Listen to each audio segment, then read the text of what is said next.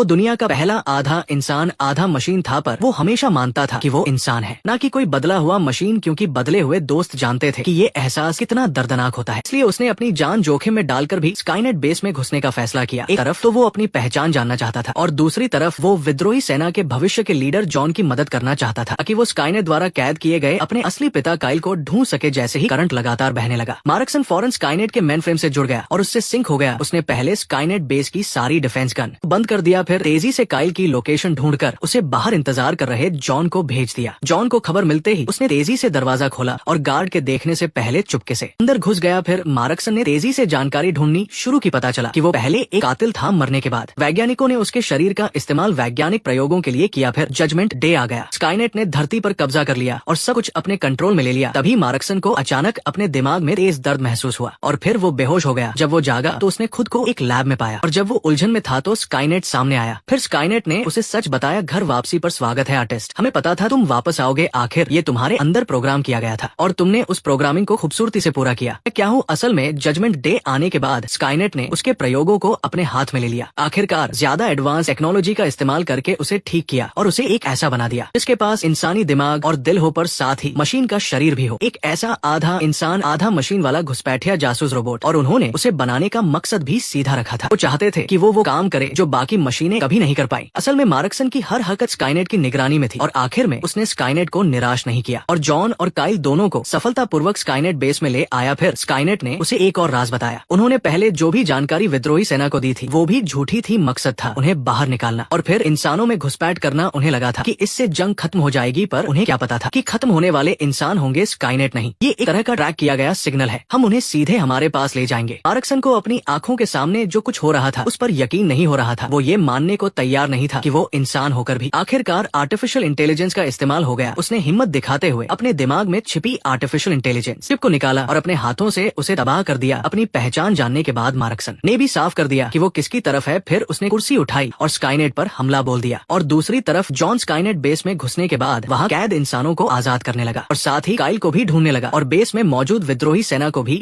Message भेज दिया। ढूंढते ढूंढते वो एक दरवाजे के पास पहुंचा। अंदर कैद आदमी को देखकर उसे एक अजीब सा दबाव महसूस हुआ। सामने T-800 का पुराना रूप टर्मिनेटर T-700 था। जॉन ने मिलते ही उस पर गोलियों की बौछार कर दी, पर टर्मिनेटर को कोई फर्क नहीं पड़ा। उसने एक झटके में उसे दूर फेंक दिया। फिर जॉन ने बंदूक की बट से उस पर जोरदार वार किया। टर्मिनेटर को अभी भी कोई दर्द नहीं हुआ। इस बार उसने उसे सीधे 100 मीटर दूर फेंक दिया। इस समय इंसानी बेस की विद्रोही सेना भी जॉन का मैसेज मिल गया था, तो वो फौरन स्काईनेट बेस की तरफ मदद के लिए चल पड़े। और इस समय स्काईनेट बेस के अंदर अफरातफरी मची हुई थी। काइल मौके का फायदा उठाकर जेल से भाग निकला और छोटी लड़की को लेकर बिना पीछे देखे जान बचाने के लिए भागने